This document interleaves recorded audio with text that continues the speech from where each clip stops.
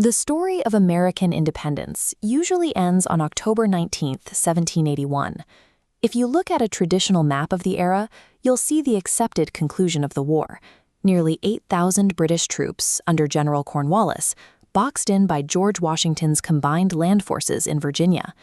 But this geographic trap had a massive vulnerability. Yorktown is a deep-water port, with wide-open access routes directly from the Atlantic.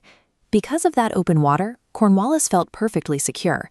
He assumed the Royal Navy could easily sail straight down the coast, enter the bay, and evacuate his entire army. But for Washington's siege to hold, he needed an allied naval force to completely seal off the mouth of the Chesapeake Bay. This sets up the central irony of the conflict. The engagement that finally secured American freedom featured exactly 0 Americans. Instead, the critical operation to close the bay was a high-stakes, purely naval showdown fought between the fleets of Great Britain and France.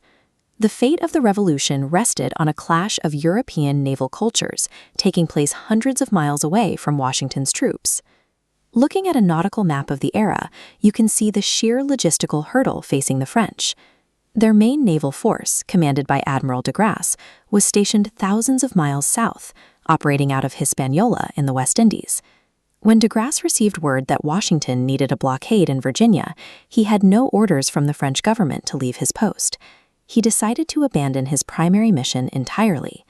To pull this off, de Grasse borrowed garrison troops without permission.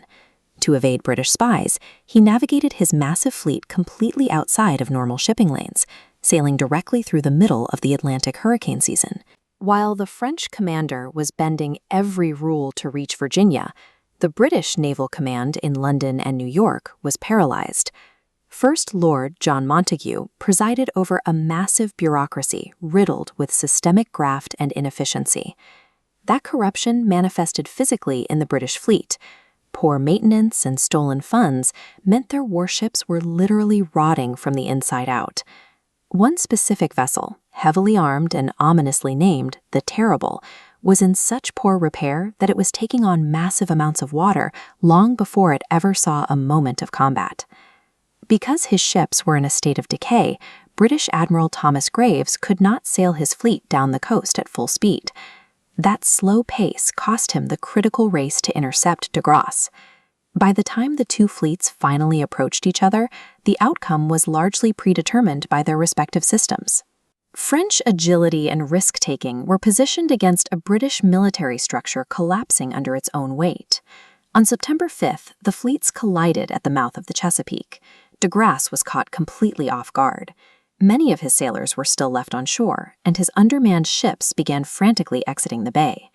Graves held an immediate tactical advantage, catching the French in a disordered cluster at a choke point while his fleet held a unified approach. But deferring to rigid doctrine, he wasted crucial hours halting his ships to align into a perfect parallel battle line. When the firing finally started, Graves issued a series of conflicting signal flags. The orders were so tangled that the entire rear section of his fleet never even engaged in the fight. After 2 hours of artillery fire, the firefight ended in an inconclusive draw. Neither side lost a single ship outright, but the fragile British fleet sustained heavy damage across its leading vessels. In a battle defined entirely by access to the bay, a tactical stalemate equated to a massive strategic defeat for the British. They had one singular objective: break the French blockade, and they failed.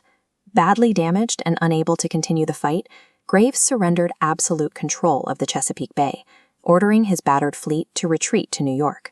Once in New York, the inefficient British supply chain struck again. Graves couldn't secure the resources or the funding to rapidly repair his ships, completely eliminating any chance of mounting a second rescue attempt.